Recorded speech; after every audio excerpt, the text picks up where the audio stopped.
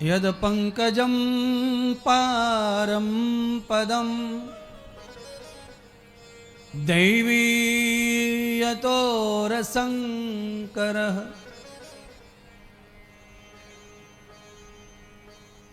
मनोविहारिणी देवी अपान ग्रहतो तपस्यताम्। सौनक जी ने एक अद्भुत कथा सुनाई ऋषियों को। देवी भागवत की अभी महिमा ही सुना रहे हम लोग, अभी देवी की कथा शुरू नहीं हुई है।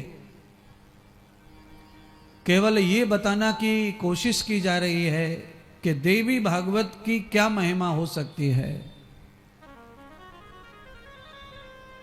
अगर इस जन्म में कोई स्त्री के रूप में माता परेशान है, उसे ये मन में बार बार आता है कि पुरुषों की जिंदगी अच्छी है और स्त्रियों की जिंदगी नरक है, तो वो देवी की कथा सुन करके अपने अगले जन्म को बदल सकती है, नारी से नर बन सकती है।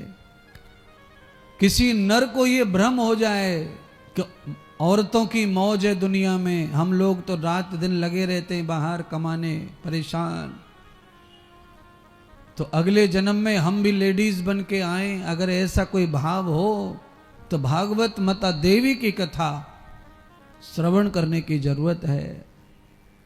तो सौनक ऋषि ने तो सवाल खड़ा कर दिया सूत जी से, कहा गुरुदेव, जो आप कह रहे हैं ऐसा कभी हुआ है क्या कि नर नारी बन गया हो और नारी नर बन गई हो?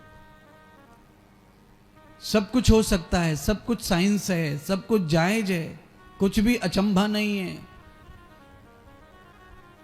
अब तो पैदा होके भी नर नारी बन जाते हैं। आप बड़े हो जाओ, 20 साल के हो गए, बड़े हो गए, आपको लगता है तो आप परिवर्तन कर सकते हैं। नर नारी का सब बदला बदली हो रहा है अब तो साइंस में, डॉक्टर सब कुछ कर डाल रहे हैं।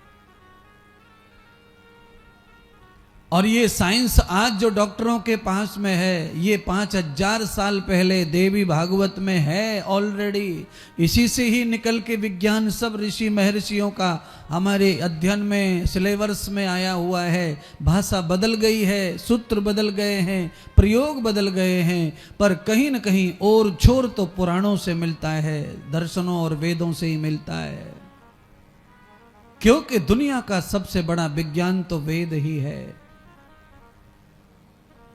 वेद का विस्तार सृष्टि के साथ हो सकता है कितना भी, वेद कभी विराम नहीं लेगा। दुनिया का ज्ञान जो भी प्रकट होकर दुनिया में आ रहा है मनुष्य के द्वारा, वो सारा ज्ञान वेदों का ही है। पहले वेदों को पढ़ पढ़ के वैज्ञानिक ऋषि मुनि साधु संत शरीर छोड़ गए, वो ही जन्म ले रहे हैं बड़े बड़े वैज्ञानिकों के रूप में, साधु संत आचार्यों के रूप में।